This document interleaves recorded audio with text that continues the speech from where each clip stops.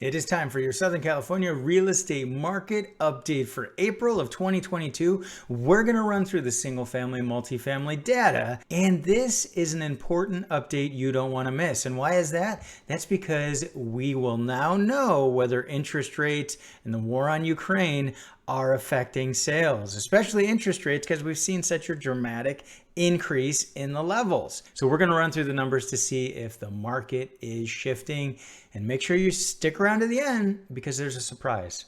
And I know that sounds like clickbait, but it's a great surprise. You're going to love it, especially if you love data like I do. Hey there. Christian Walsh, real estate agent with Wire Associates. We have been helping buyers and sellers and tenants and landlords make the best decisions during these crazy days in California and beyond. And it's time for another 2-week market update. It is an interesting time. There's a lot of headwinds on the real estate market in Southern California and across the nation. And that's why we're at a pivotal point where you have to be watching the numbers. So if you're ready to dive into the numbers for Orange County, Los Angeles, San Diego, San Bernardino, Ventura, and Riverside counties, hit that like button. And let's get started. Wouldn't be a market update without including a discussion on interest rates. If we're going to see any sort of slowdown in the market, it is going to be due to interest rates. And here we have from our buddies at Freddie Mac, the interest rates for this year. You can see interest rates at the end of last year were still low, around 3. Then they increased in the new year, and they've only gone up, other than a minor drop here in February.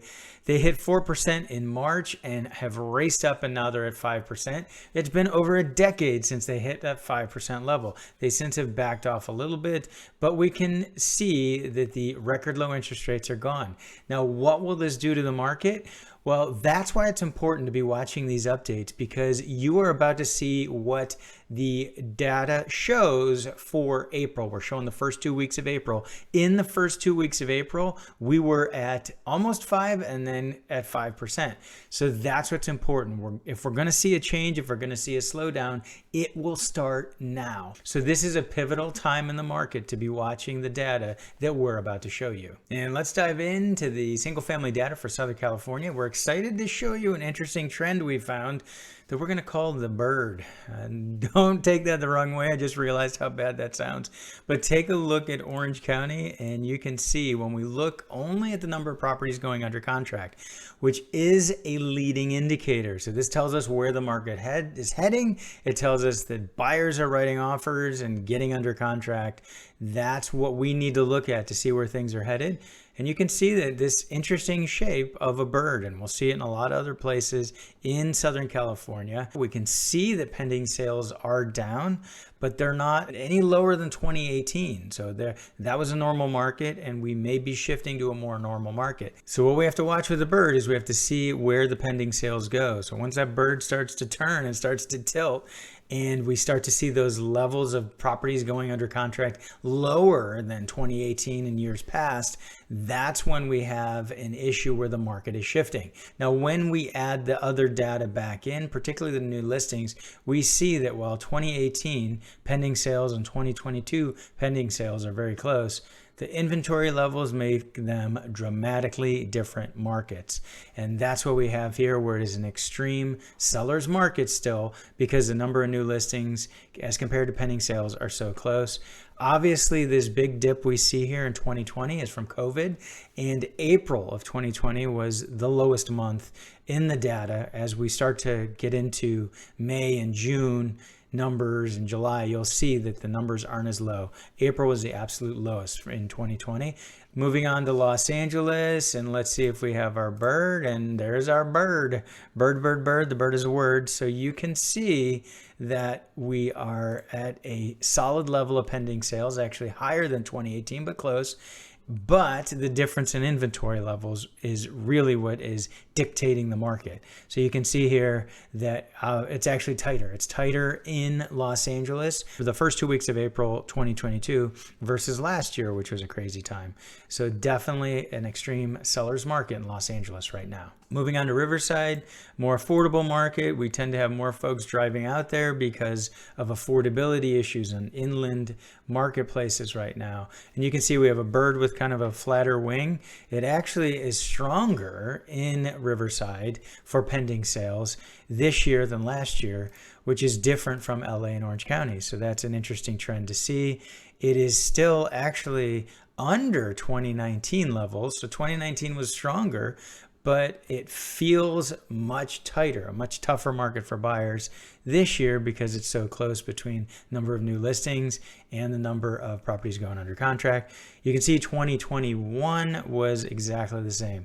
So if you were shopping in 2021 and you go out and shop in 2022, it's going to be just as tough to get an offer accepted theoretically, although prices have gone up 20%, which is crazy. Moving into San Bernardino, and there it is. We see the bird, slightly lower wing this year. You can see 2019 was also hotter for pending sales this time of year than it was in 2021 or 2022. But it's actually tighter in 2022 between new listings and pending sales. So San Bernardino, seller's market. Ventura, our buddies in Ventura are always marching to their own drummer. If you've been watching my updates, you see that Ventura tends to have its own pattern, and we've seen it in the past. So they have their bird. Levels are down. 2022 pending sales are down even below 2018, but inventory is tight as well. So it's a little more balanced market in Ventura as compared to other counties, still moving along in a strong fashion. If we run these numbers and see a dramatic drop, as we have seen in Ventura in the past, it doesn't necessarily mean anything. Where we need to see these trends are some of the other counties, but definitely keep watching for Ventura. And San Diego and Orange County, very similar when we run numbers. You can see they've got their bird, solid numbers. 2018, 2022, very similar, but even tighter inventory in 2022 than last year. So a tough seller's market in San Diego if you're out there shopping. Let us know in the comments below, what do you think is happening to the market? Do you see the war in Ukraine, the increase in interest rates, inflation? Do you see it causing a slowdown in the market? Is that what we're seeing in the numbers?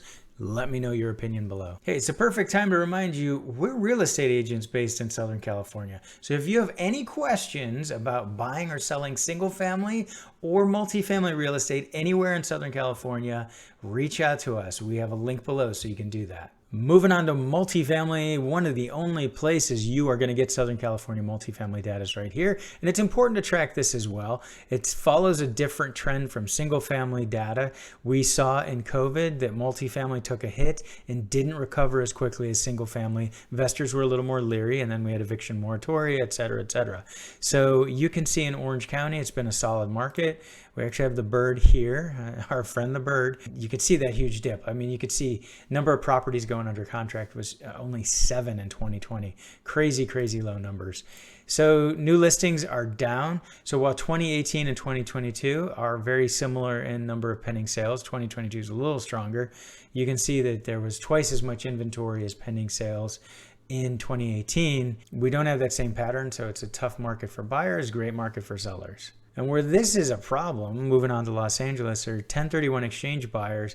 You're selling at the peak, but you've got to figure out a way to park that money again. So we're seeing a lot of people actually taking their cash and running. And then others, if they're doing a 1031, they're switching asset type or area so they can make sure that they still get a good return on their investment. Here we are in LA, which is a market that's continued to move along strongly. In fact, they have more pending sales in the first 2 weeks of April than they've had in previous years. So crazy market. And the listings are down as well. So it's definitely a tighter market for Los Angeles. So it's important to remember that the eviction moratoria lasted longer in Los Angeles.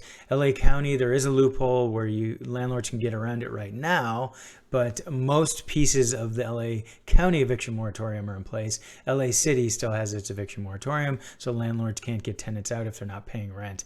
Now, of course, this affects multifamily because it's filled with renters, but it also affects single family as well. And we've talked to quite a few owners of single family, and we expect in multifamily where they can't hold on any longer, and we're going to see an uptick in foreclosures. That's why you need to be subscribe to this channel so you can see the SoCal foreclosure report that I release once a month as well. Riverside, another solid market. Isn't it interesting how many times we're seeing a similarity between 2018 and 2022 for the number of pending sales? But you can see 2021 in Riverside this time of year was absolutely on fire. And let's check inventory levels. you can see actually, look at that. So this is one of the first times we've seen this. So 2018, we had less inventory for multifamily than we do for now. So 2018 was a tougher market for buyers than 2022 is, even with these strong numbers. So that's an interesting thing to see. Riverside has been a market that's continued to surprise me. I figured there would be more trading, but we'll continue to track these numbers and see what happens. San Bernardino, another market that tends to be more affordable and a higher cap rate market. We've got our bird checking levels of inventory. You can see that 2018 and 2022 are almost clones as far as the level of listings, but the number of pending sales is down dramatically. So there's something to be watching here in San Bernardino. I'm actually surprised by San Bernardino as well and expected more buildings to be trading there. And our buddy Ventura, not much in the way of multifamily because of the fewer number of properties, but still moving along as a strong market. Looks like consistently either 2 or 3 properties are going to go under contract in Ventura. So if you're a seller, price it right because you won't have much competition and you can get your multifamily building sold. In San Diego, another hot market, we can see that our bird is not looking the same.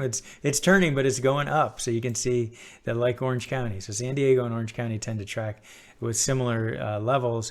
You can see that it is a busy market right now for sales of multifamily in San Diego. One of the highest levels we've seen, a lot more than 2018, whereas some places, markets of 2022 and 2018 were similar. This is not one. This is one where it continues to heat up for San Diego multifamily. And we have a little treat for you. Thanks for sticking around to the end. We promised to share our treat and we're excited about this. These are reports from Altos Research, and we've had the CEO, Mike Simonson, on our channel, and he's coming back. He's got a lot more to share. The dude knows his stuff, and we're excited to actually be offering his reports. Pick a city, any city. It doesn't have to be in California even. For example, I'm from a small town called Chardon, Ohio. So we're going to go to Chardon. We are going to check that report out. Look at how things are going in Chardon. It's a seller's market. Don't worry, I'm not going to go into a Chardon, Ohio report. That's not what you're here for. But what you are here for is you are here for data. And this is data that nobody gets here quicker than Altos Research. So for example, Newport Beach. This is a report that is city specific, and what you're going to do is you're going to subscribe to your city, no matter where that city is. So you can click here. You can click subscribe up in the corner, enter your information, and you will get weekly updates with all of this info in here. We're going to do additional content to explain how to read it, but this is where you're going to be able to track the market week by week. This is leading edge data. They run this weekly. You will know before anybody else what's going on with the market.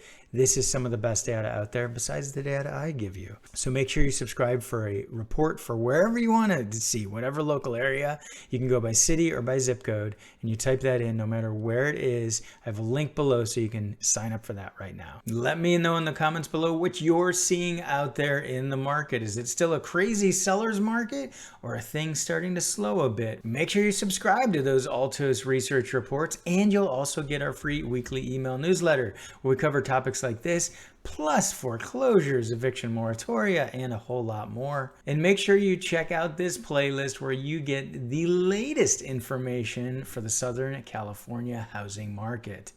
Thanks for tuning in. This has been Christian Walsh, real estate agent with Wire Associates, and we want to hear from you.